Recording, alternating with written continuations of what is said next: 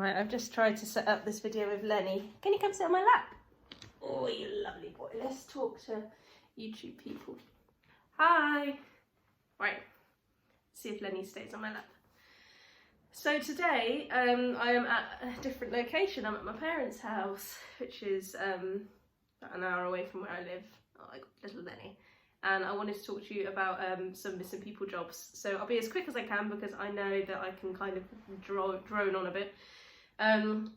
Anyway, it's like one of those really dreary days today. Oh, one of those really dreary days today, where it's like raining and shit outside, and it reminded me of a job where I took a call from a lady who must have been in her like late 70s, and she was reporting that her grandson had gone missing. They had visited like this big manor house or hotel or something, and basically they were out walking around, and she said she turned around in the next minute and her grandson had disappeared. So she said that he had some learning disability or something, and basically he was about 12 or 10 or 12, but had the mental age of a 5 or 6 year old. So she said she turned around and he'd gone missing. So described him for me. I think he had like white trainers, blue shorts, like a red top. It sounds like I'm describing Bart Simpson here, but I'm not. And he had glasses and a hat on or something. So yeah, so she thought he'd gone into the woods because there's a huge wooded area where they were staying or where they were visiting. So I think she started to panic, like, oh God, he's wandered into the woods. So I was putting that information into the log, but then we can't, guarantee that. So she said, I need to tell his parents, like, they don't know yet. So I said, right, okay, let's just finish getting this information, then I'll let you go and phone your daughter to tell them that he'd gone missing. So she...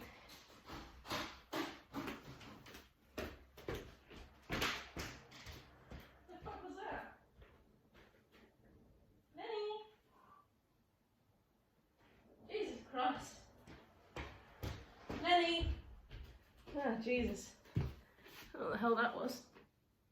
Fucking cat. Basically, so she gave me the description, let her go to speak to the mum, and so we got officers out, and I remember nothing happened for a couple of hours. Like, we had officers out, but we couldn't find him. We were like, we need to get MPAS, helicopter, etc. out to search for him because he's a vulnerable child. He'd gone missing, for a couple of hours at that point as well. It was all dragging out, and it was quite a stressful one because well, not for me really, because I didn't do much other than take a call, but it's quite a horrible one because you think, oh dear, like, I hope we don't know if anyone's picked him up. We don't know if he's fallen over, if there's a lake. I don't think there are any lakes nearby, but you start thinking all these things anyway. So, long story short, thankfully, hey Lenny, thankfully he had wandered off down to a residential area and knocked on some lady's house. Like, thankfully as well, it was like a lady that is, a legit human being, and she phoned up and said, I think I've got this boy here, I'm not sure who he is, described him, and it was the same boy, thankfully, so he was all safe, which is good. That leads me on to another story I'll tell you quickly. You'll all most likely be familiar with people with dementia that go missing quite a lot, so it's a difficult one, and I remember I kept getting calls from this lady reporting her mother as missing, and she was one of the carers, not the main carer, but she would go in often, like every day, to look after her mum, and her mum would be really angry and all those sort of signs of dementia. Hated being locked in the house, always wanted to go out of the house, and she kept going walkabouts, so a lot of the time neighbours would like look out for her, bring her home.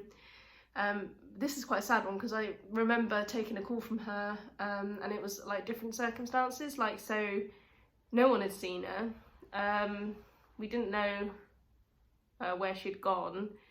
It ended up being quite a long job, and naughtily I looked back at that one to see after a few days what had happened, and it was like no sign of her. We had no idea where she was, and I thought, oh, that's like the longest time that she'd gone missing. And it was, a really old lady. She was like really skinny, really white, curly hair, like cardigan, trousers, and I, at the time we were asking questions like, oh, did she go to school nearby when she was younger? Because I know sometimes people remember memories like that, like from a long time ago, or like their parents' grave or anything like that. So you get used to those sort of questions that you end up repeatedly asking. And no. And then what we had back then was like a briefing every morning on the main intranet, and it would come up with some quite serious jobs, like in case you needed to know about them, so you were able to look into those jobs. You know, if people are phoning in about sightings for, you know, serious robberies and things like that, so there'd always be a few jobs that were posted every morning. So I remember looking at them a few weeks later, and it was missing person found, and it was the one I took, and she had been found in like a ditch, like dead, unfortunately, so really far out of the village, really far out of anywhere nearby. She must have just been walking and walking and walking, and just must have just become exhausted and just fallen down and died. I mean, it's really sad. It is really sad. Then you start thinking, oh Christ, you know, is there something I didn't ask that I could have done to help? But, you know, at that point, so many people are involved that, you know, you're thinking of things from all angles, and you're trying to get as much help as possible. But yeah, that was a bit of crap. But anyway, I will let you go. I better go see what that fucking cat wants. Aziz made this video entertaining. I'm sorry if that's distracted away from the video. I can't fucking talk as well at the moment. I don't know what's going on. I'm getting brain fog all the time. Anyway, enjoy your Thursday night. Cheers. See you next time. Love you loads. Bye.